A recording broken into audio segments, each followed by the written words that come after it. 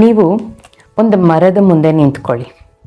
ಆ ಮರನ ಒಂದು 5 ನಿಮಿಷ ಸುಮ್ಮನೆ ಹಾಗೆಯೇ ನೋಡ್ತಾ ಇರಿ. ಅದನ್ನು ನೋಡೋ ಟೈಮಲ್ಲಿ ಇಲ್ಲಿ ಯಾವ ಆಲೋಚನೆ ಇಲ್ಲದೆ ನೋಡ್ತಾ ಇರಿ. ಆ ಮರ ಕೂಡ ನಿಮ್ಮನ್ನು ನೋಡ್ತಾ ಇದೆ ಅಂತ ಫೀಲ್ ಮಾಡ್ಕೊಳ್ಳಿ ಒಂದು 5 ನಿಮಿಷ. ಅದಾದಮೇಲೆ ಆ ಮರದಲ್ಲಿರೋ ಎನರ್ಜಿ ನಿಮ್ಮಲ್ಲಿ ಶಿಫ್ಟ್ ಆಗಿರುತ್ತೆ. ಅದೇ ಥರ ಒಂದು ಕಲ್ಬಂಡೆ ಇದೆ ಅಂತ ಅಂದ್ಕೊಳ್ಳಿ. ಆ ಕಲ್ಬಂಡೆನೇ ನೋಡ್ತಾ ಇರಿ 5 ನಿಮಿಷ. ಹೀಗೆ ನೋಡ್ತಾ ಇರಿ. ಅದು ನಿಮ್ಮನ್ನು ನೋಡ್ತಾ ಇದೆ ಅಂತ ಫೀಲ್ ಮಾಡ್ಕೊಳ್ಳಿ. ಆವಾಗ ಅದರ ಎನರ್ಜಿ ನಿಮ್ಮಲ್ಲಿ ಬರುತ್ತೆ. ಅದೇ ಥರ ನೀರು ಅಥವಾ ಗಾಳಿನ ಫೀಲ್ ಮಾಡ್ಕೊಳ್ಳಿ. ಏನೇನು ನೀವು ನೋಡ್ತಿದ್ರು, ಇಡೀ ಬ್ರಹ್ಮಾಂಡದಲ್ಲಿ ಪ್ರತಿ ಒಂದು ವಸ್ತುವನ್ನು, ನೇಚರ್ ಎಲ್ಲದರಲ್ಲೂ ಒಂದು ಎನರ್ಜಿ ಇದೆ ಅಲ್ವಾ. ಎಲ್ಲದರ ಎನರ್ಜಿ ನಾವು ತಗೋತಾ ಇದ್ರೆ ನಮ್ಮ ಎನರ್ಜಿ ಎಷ್ಟು ಹೈ ಆಗುತ್ತಲ್ವಾ.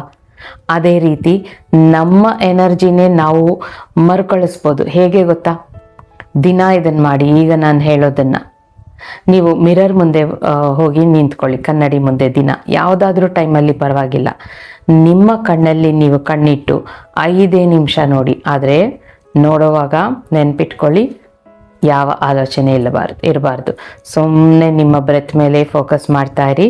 ಮಿರರಲ್ಲೇ ನೋಡ್ತಾ ಇರಿ. ಆ ಮಿರರಲ್ಲಿರೋ ಇಮೇಜ್ ಕೂಡ ನಿಮ್ಮನ್ನು ನೋಡ್ತಾ ಇದೆ ಅಂತ ಫೀಲ್ ಮಾಡ್ಕೊಳ್ಳಿ. ಆಗ ನಿಮ್ಮ ಎನರ್ಜಿ ನಿಮಗೆ ಬರುತ್ತೆ. ಯಾಕೆಂದರೆ ಮಿರರಲ್ಲಿರೋದು ನಿಮ್ಮ ಆತ್ಮ ಆಗಿರುತ್ತೆ.